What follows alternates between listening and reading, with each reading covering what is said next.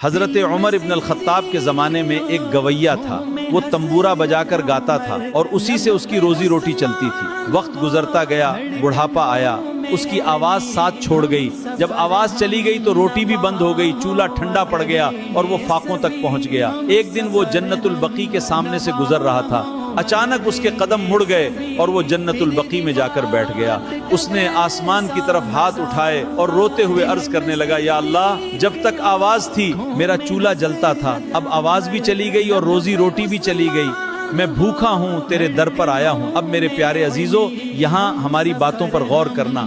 وہ اللہ کی محبت میں نہیں بلکہ اپنی بھوک کی وجہ سے رو رہا تھا، لیکن اللہ کی رحمت دیکھیے، ادھر عمر رضی اللہ تعالیٰ مسجد نبوی میں آرام فرما رہے تھے، خواب میں آواز آئی، اے عمر، میرا ایک بندہ مجھے پکار رہا ہے، جاؤ، جنت البقیع میں میرا ایک پیارا بندہ مجھ سے سوال کر رہا ہے۔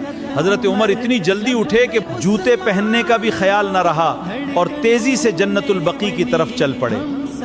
جب اس گویے نے دور سے حضرت عمر کو آتے دیکھا تو گھبرا گیا، اس نے اپنے آنسو پونچھے اور وہاں سے جانے لگا۔ اسے ڈر تھا کہ شاید اس سے کوئی پوچھ تاچھ ہوگی۔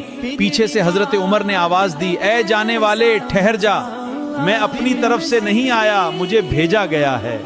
وہ حیران ہو کر پلٹا اور بولا، آپ کو کس نے بھیجا ہے؟ حضرت عمر نے فرمایا، جسے تم پکار رہے تھے اسی نے مجھے تمہارے پاس بھیجا ہے۔ یہ سنتے ہی وہ گویا زمین پر گر پڑا، اس کی آنکھوں سے آنسو بہنے لگے۔ وہ روتے ہوئے کہنے لگا، یا اللہ، ساری زندگی تیری نافرمانی کرتا رہا، آج بھی تجھے اپنے پیٹ کے لیے پکارا، میرے مالک مجھے معاف کر دے۔ حکایت کے انوسار اتنا کہنا تھا کہ اس کی ایک درد بھری چیخ نکلی اور اس کی روح اپنے رب کی طرف لوٹ گئی۔ حضرت عمر نے اسے اٹھایا، اس کے جنازے کا اہتمام کیا اور اسے دفن کرایا۔